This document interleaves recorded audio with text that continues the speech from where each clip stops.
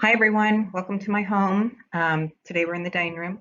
Anyway, today we're going to start on talking about World War I. I'm going to go very fast because this is my third attempt.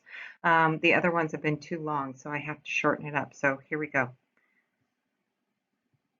Okay, so this section, part one, I've broken the chapter up into three different sections. This one talks about the causes of the war, the fighting of the war, and then the U.S. declaration of war. There are four main causes to the war that increased tension between the major world powers in Europe. There was nationalism, imperialism, the system of alliances, and militarism. So let's go and talk about each of those independently. Okay, so nationalism, this is this desire that people felt an affinity to a specific group of individuals within their country or their location, and so they started to form nation states. Um, if you look, Italy becomes a country in 1861 and Germany in 1871, and you might wonder, what were they before that? They were all part of that feudal system where you had principalities and minute little kingdoms, hundreds and hundreds, if not thousands of them. If you go to Germany today, you will still see a lot of these castles that you could tour that are remnants of the leftover feudal system. Because of this, Germany, as it expands, it wants to unite all these German-speaking people. They have wars in Austria, they have a war with France, and as a result, they gain territory. So in France, they get this territory known as Alsace-Lorraine. That was in dispute. There were people there that spoke French and who spoke German, right? And then if you look down there, the next bullet point, the fourth one, this is the Austro-Hungarian Empire.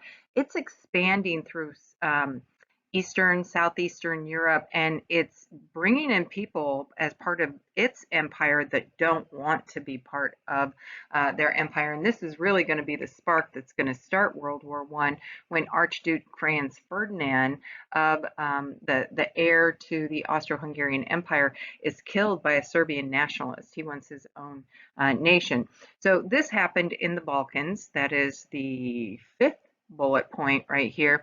That's an area down there today where you have Serbia, Montenegro, all those areas there. These are the Balkans, and this is the area where there's a lot of different competing nationalities and different people who want their independence.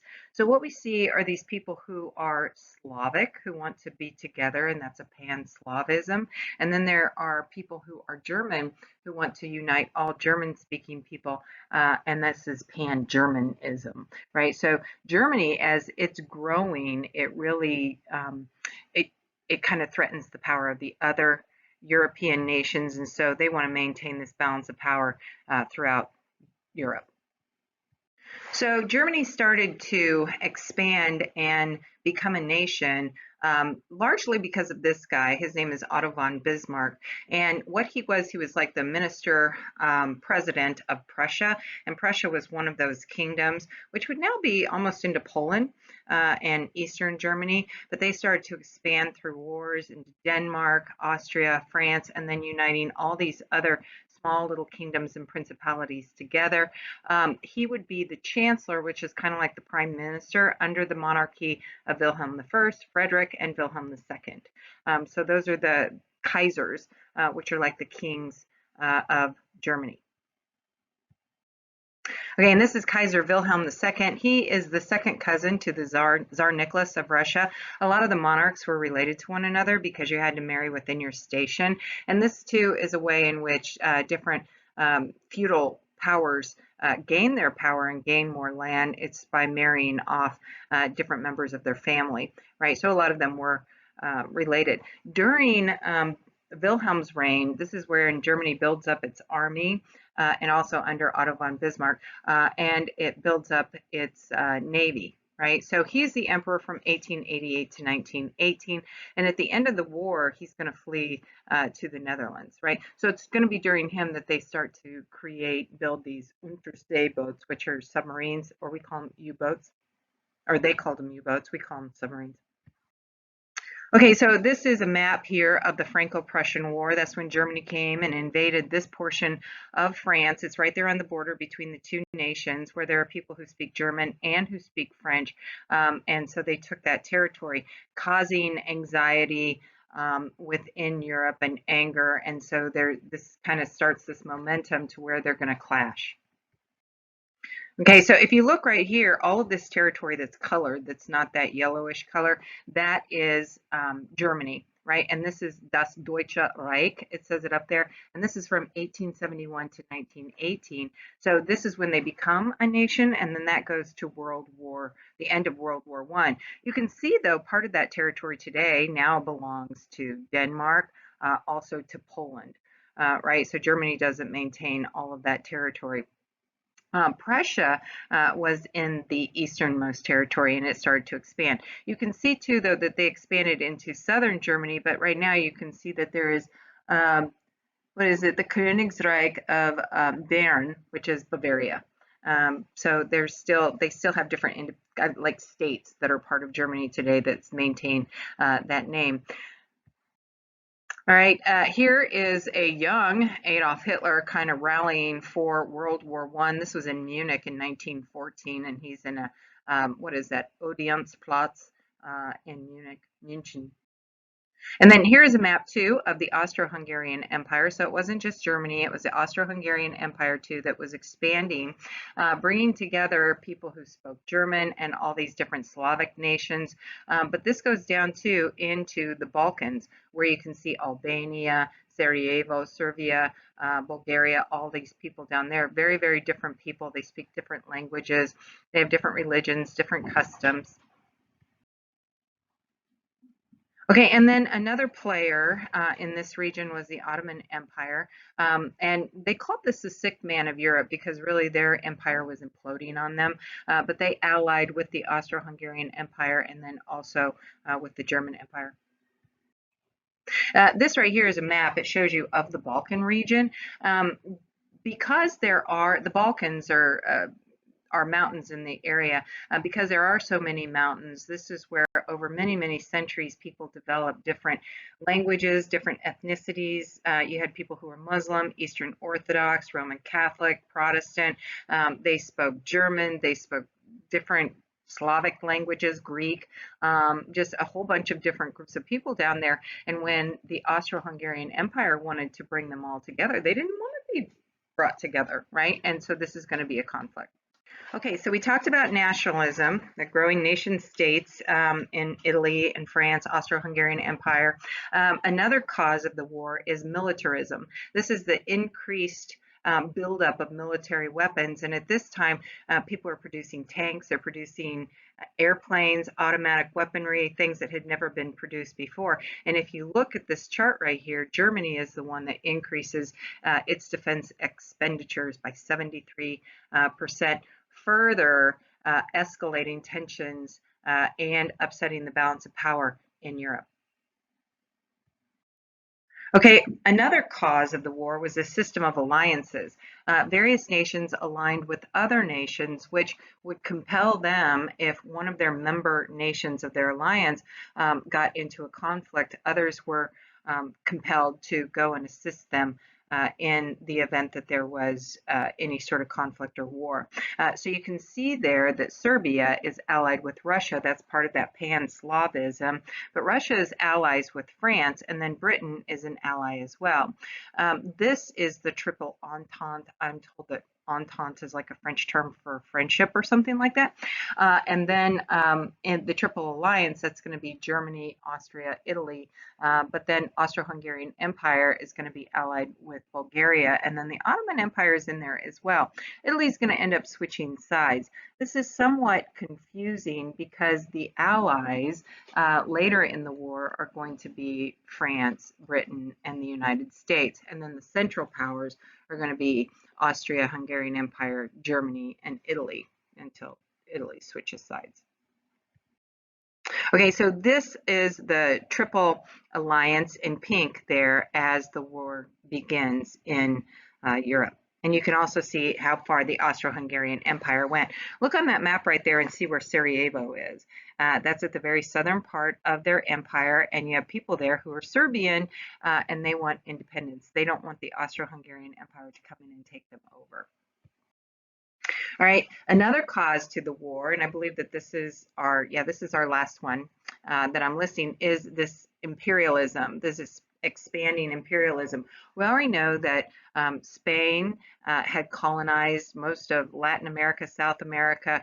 They had gone into the Philippines. Remember, they lost their last colonial holdings with the Spanish-American War. But England and France had quite a few holdings in Asia and Africa, and now Germany and Italy is wanting to get in on it as well. So if you look right here, this political cartoon, China's like, hold on, as England, and we're going from left to right, the Queen of England there, and then I'm not sure if that's Otto von Bismarck or if that's supposed to be Kaiser Wilhelm, and then the Russian Tsar, and then the French, and then the Japanese. So kind of talking about dividing China up. And America must have done this because Americans were in there too. So anyway, people are competing for these different territories in Asia and Africa, and this too creates conflict.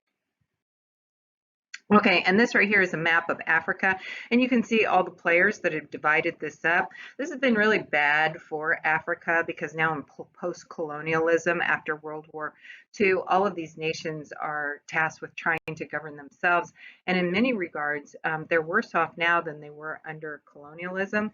But part of the reason for that is because the Europeans, what they did is that they put people together who shouldn't have been together. Because they had natural conflicts or they didn't speak the same language, they didn't have the same customs, traditions, or it separated people who should have been together. So they're still trying to overcome the colonialism and kind of create nations of their own. Here's another image, same thing, Africa. And then in Asia, you can see Great Britain had a stronghold on India and then parts of Indonesia, but you look down there too, the Netherlands were in Indonesia. Very important to note here, French Indochina, that's where Laos, Cambodia, and Vietnam. The French were there, they're going to be pushed out in World War II. And then after World War II, the Vietnamese people want their independence. This creates a war with France. We get involved, and 58,000 Americans die in the Vietnam War. And then look too, American has a colonial holding here in the Philippines. We almost went to war, remember, with Germany over the Samoan Islands. So a lot of competing factors there. Japan too. Japan is in Korea, Japan, and Russia. Remember, they had the Russo-Japanese War.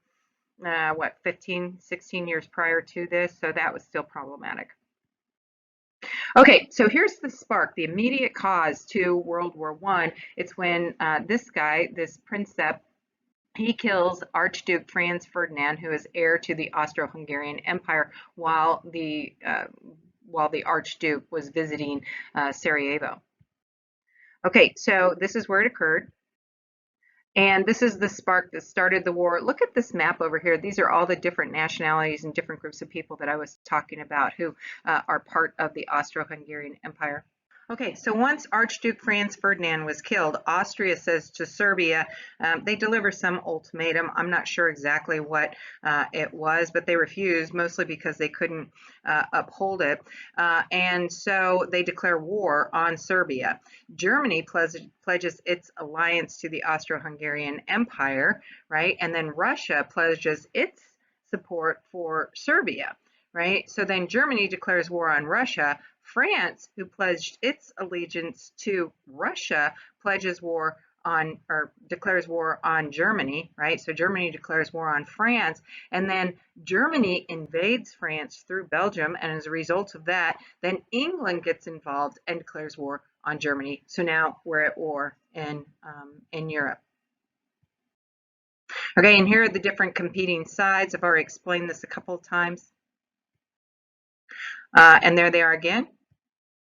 Right? So the German strategy was to invade very rapidly into France, take them over, and then they could return, or they could take some of their forces and put them on the other front to fight Russia, right? So they go in and they execute this Schlieffenplan almost to near success. They get within 50 miles of Paris, but then the French people rush out to the front, and then they start fighting right there near the First Battle of the Marne and dig in literally, and we're going to get years of trench warfare as a result of that. Okay, so they go through Belgium, and when they do, they commit these horrible atrocities. For many years, historians thought that the British just use that as propaganda to get people involved in the war. But there's firsthand accounts of what they did. I don't know if there was any rape involved, but certainly there was a lot of murder of civilians as punishment for something that the army might have done. They just line up a bunch of civilians and kill them. So because of this, there was a propaganda campaign against the Germans, and it starts to turn a lot of Americans against them as well. Right, so here's another image of the Schlieffenplan. And then here are where they lined up for trench warfare, right, where the fighting takes place in these locations right here. The French are in the blue and the Germans are in the red, and then later the English are going to come and join them. Here's an aerial view of this trench warfare. This was taken in July of 1917, right? So they just kind of dig in. Here you can see an image of what it was like there. If you've seen the movie 1917, you get another clue. Right, Italy, again, it comes in on the side of the Triple Alliance or the Central Powers, but there's secret negotiations going on between England and Italy, and what they want, the Italians, is some land on the Adriatic, and so later they're going to switch sides. This is a very young Benito Mussolini, when he still had hair, who fought as a soldier in World War I for Italy. Okay, American pledges its neutrality. As you know, we did not want to get involved in foreign entanglements ever since George Washington, right? But we have this alliance and an affinity towards the British. We share the same language, customs, cultures, traditions, right? So many Americans are trading with the British, and this brings us out of a recession that we have going on in our country at this time. And then also, we're giving loans to a lot of people in England. JP Morgan, he advanced the Allies $2.3 billion in order to block ammunition and supplies coming from America. The Germans start attacking ships. They have this blockade of England, so they start attacking ships that are going to England. This is very similar when you think about the War of 1812 and the events when there was war between England and France. Then the French and the British were both attacking American ships. In this case, it was just the Germans, right, as they attempt to blockade. Okay, so they start shooting or sinking all of these ships. One was the Lusitania. There were 128 Americans who were killed when this ship went down. This was an ocean liner. People used to, if they were traveling back and forth from England to the United States, they would get on these ships to do that, right? So this upset many Americans. And then there was the Arabic. This was a British liner that was also sunk. And then a channel or the English Channel ferry, the Sussex, was also hit, and Germany pledged that they will not any longer shoot or sink any ships without giving them prior notice. One victim on board the Lusitania was the great-grandson of the railroad tycoon Cornelius Vanderbilt. This was Alfred Vanderbilt. He apparently gave away his life jacket to a child, and the child survived. He did not. People said he was very heroic. And then comes the election of 1916. Okay, so the war started in 1914, and Wilson had pledged American neutrality, and he campaigned in 1916 against Charles Evans Hughes, who was a justice on the Supreme Court, with the slogan, "He kept us out of war," right? Wilson wins, not by a huge margin, but he does. And he goes before a joint session of Congress in January of 1917, prior to being his second inauguration, right? Because at that time, they would have been inaugurated in March. But anyway, before the Senate, he speaks and he says, we must have peace without victory. So he's basically saying we need to negotiate an end to this war without any victors. We just need to negotiate an end, have an armistice. It just needs to stop. Okay, another event that occurred about this time was the Russian Revolution. Things were bad in Russia under the leadership of Tsar Nicholas II, Tsar, another name for like a king. But anyway, there were all these protests because life was so difficult there, and people did not want to fight in the war. And the Russians had suffered some severe or some really heavy casualties and defeats. One battle in particular, the Battle of Tannenberg. So anyway, all these people are protesting. The Tsar ends up abdicating. They get this provisional democratic government for a while that comes into place. But about that time, Vladimir Lenin, who had read the writings of Karl Marx, he returns to Russia and he leads this kind of communist revolt. So there's a civil war that takes place between the whites, the Democrats, they call them that, and then the reds, the communists, that's taking place in Russia at that time. So they pull out of World War I. This was good for the Germans because what they could do is they could take their forces that were fighting the Russians on the Eastern Front and move them to the Western Front where they could cause more havoc and harm to the British and the French. Then what happens is this note was intercepted. The German foreign minister attempts to negotiate with Mexico and says that if the United States gets involved in World War I, Mexico should invade the United States, fight with Germany, and in the end, Germany would ensure that Mexico would get back Texas, Arizona, New Mexico. This really angered Americans, right? So a lot of Americans are now calling for our involvement in the war effort. So Wilson goes before a joint session of Congress after Germany announced that they were now going to do unrestricted warfare of all ships in the North Atlantic. So this was really a violation of the freedom of the seas, right? If you're just going to be shooting or sinking ships out there. That and the fact that we had cut off all diplomatic ties with them.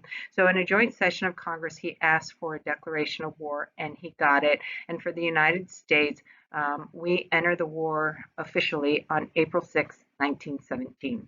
See you in the next section.